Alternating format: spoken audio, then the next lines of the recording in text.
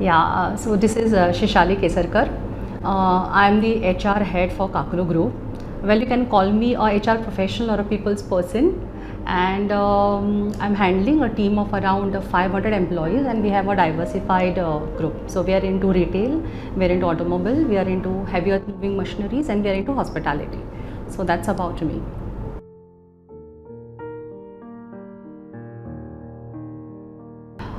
Well, I will not deny, nor I would say that yes, I had thought about it. Well, what had happened is that I have my cousins who are exactly 1 year senior to me. So, and they were very good in their academics, So they had decided in the ninth itself that, they would be pursuing their studies in science stream and headstrong of becoming doctors. So they were very good in the academics. However, I was not, so I'll be very honest. Maths was something which used to always fear me out. So no way to science was always there.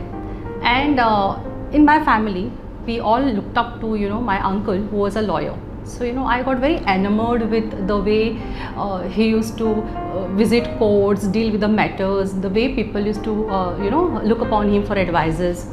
So I had more inclination towards law because I'm the person who used to, always pick my heart out. I was a little straightforward person. So this tilted me to take some kind of a decision. So I was more or less little clear that yes, after my 10th, I would do something which would help me in my career of a lawyer.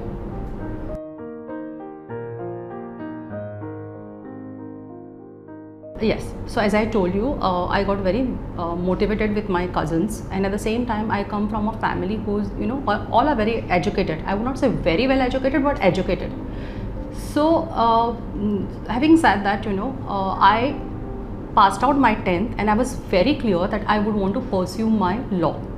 So I did my higher secondary schooling in arts. Although I scored good marks, in 10th standard, people say, whoever scored good should not go to arts, they should go to science and all that stuff.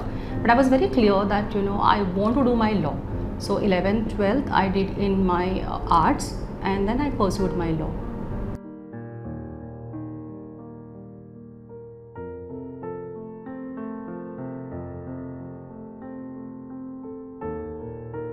So yes, as I told you, from 9th standard, I used to always, admire a person who was my uncle, who was a lawyer. And with whatever thing I had, I felt that I should be a lawyer. And I had those qualities. So as I told you, I did my higher secondary, my law, okay, and I practiced law for nearly 2.5 years. So after practicing, after visiting these courts and taking up the matters, I used to not feel contented, that happiness, that excitement was not there. What we call about job satisfaction. Somehow that component was missing. Although, I was very headstrong that I would be a good lawyer, and I'm going to present my cases well in the court and all. Every time I used to come home, my mom used to say like, you're not looking like okay, not looking like happy and all. So eventually, maybe I'm a little emotional person as well. Somehow visit to the courts and courts matter. It did not give me a kind of a satisfaction, and I realized that I would not be able to take this profession along ahead. And there was a slight U-turn in my life, okay, and I chose that I want to do something which will really be of my interest. So that's how I got into the in a HR profession. But again, it was not like I pre-decided. It's just that I had some qualities which I never emphasized on. I didn't realize. Like I'll tell you, as I mentioned, I was not brilliant in academics. I was good in academics. But from my 5th grade till my 10th grade, when I studied in Almeida's, I was CR for at least 4 to 5 years, class representative.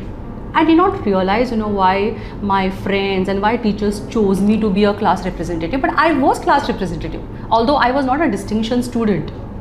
But there were some qualities maybe I had which were like, hobnobbing with people, and interacting with a lot, having little empathy and concern for others. These things I always had. So eventually I realized I'm more of a person who will be a better person if I'm put into this kind of a role. And coincidence you may say, or I was very fortunate. Okay, I got into a job which was in Gomantak Times. Okay, and that job was called as personnel department. So when I joined this personal department, everybody made a joke of me, like, Sheshali, why you doing that? You are a lawyer by profession, and that's just like a clerical job. It's just like an LDC jobs in the offices. And why are you getting, you're into such a good career, practice and do something. And if you're not happy practicing, then you have other options, like, you can be a magistrate, or you can, be a mamlatdar, and all those so many things. But believe me, I was very clear that I want to get into this. And I never felt it was an admin job or it was some assistant job and all. I realized it was more job to deal with people. So it was like understanding people, having a nice work environment, and daily interaction with them, interviewing people, trying to scan and get the best of the talent in your office or in the organization.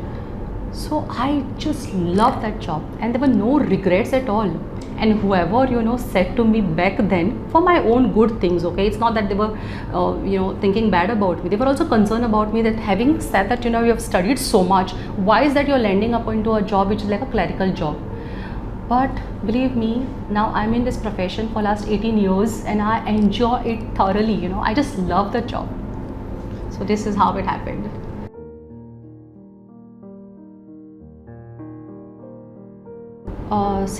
First and foremost, very important thing in this profession is that you need to understand people.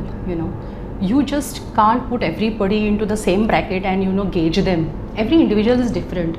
Every individual comes from a different social background. Okay, the I would say challenges, the environment, the support system which they come with is different. Different talent, different places they come. Different languages and all. So as a HR, you need to be empathetic. Okay, that's the first important thing. You need to know your people well. Okay, and you need to also have a very pragmatic approach. Okay, so one is, I would say, empathy. One is like having very pragmatic approach when it comes to resolving any issues, which is also a part of the HR gamut of functions. And at the same time understand them. It's you all the time, you cannot just demand. You just need to understand what situations they are going through. You need to be always approachable to them. If you have these qualities, then any person would be a best HR person.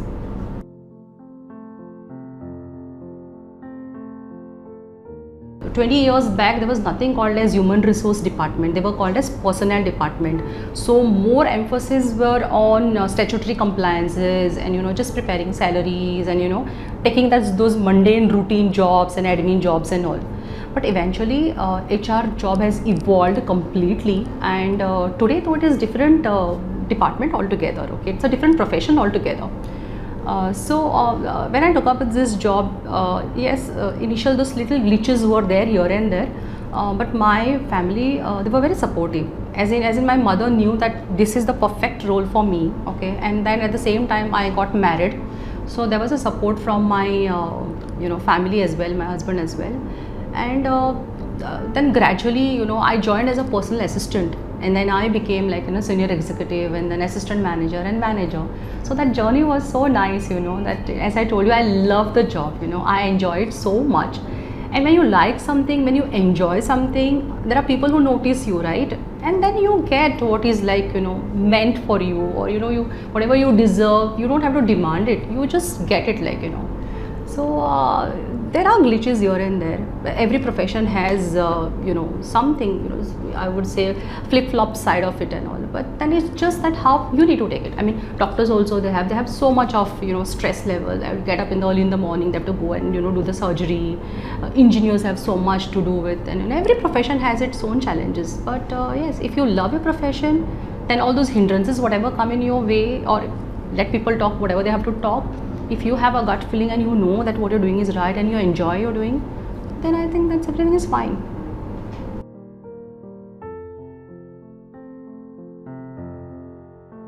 Challenges, I say, as I told you earlier, the job role of HR was like people used to be there till retirement. That affiliation with the company, that affection with the job, and those things were there. people were like not so dynamic, and they were not like so erudite like how most of the generation today's are. They know what are the various scopes they have. They are always into kind of a rat race. They always aspire to do something different. They don't have those old thoughts like once I joined one company, okay, I'm going to be there here for many years working. They want something new. They want change. All those things are there.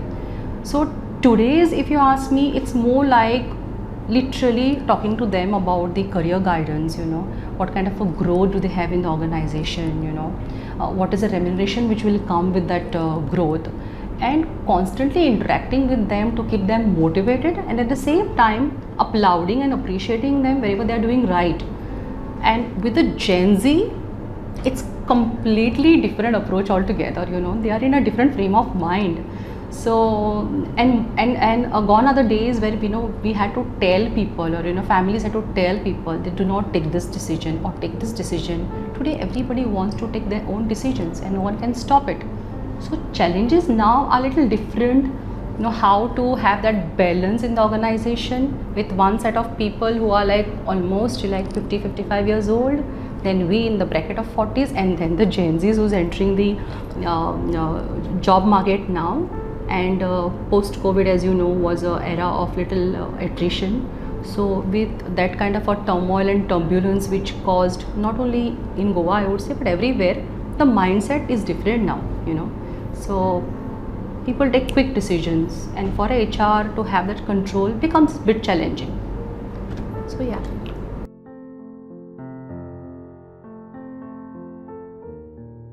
I would just want to say that everyone will give you some of the other advice because they like you, they are concerned about you. So parents would give some advices, friends would give some advices, all that would benefit an individual.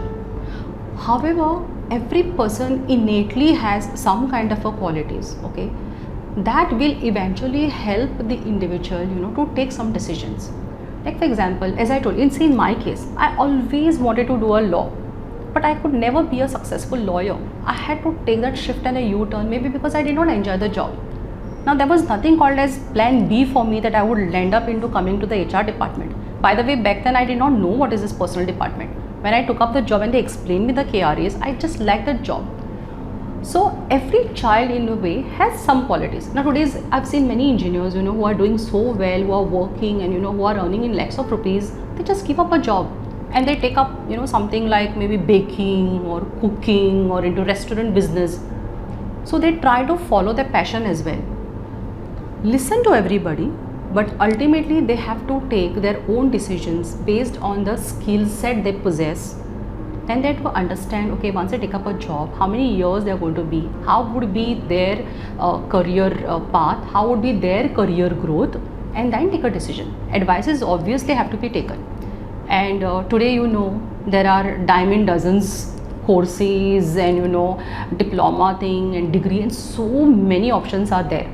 Unlike in our case, we were only aware about 3-4 professions. One was like doctors, obviously engineer, lawyer, teaching, and government jobs. But today it is not like that.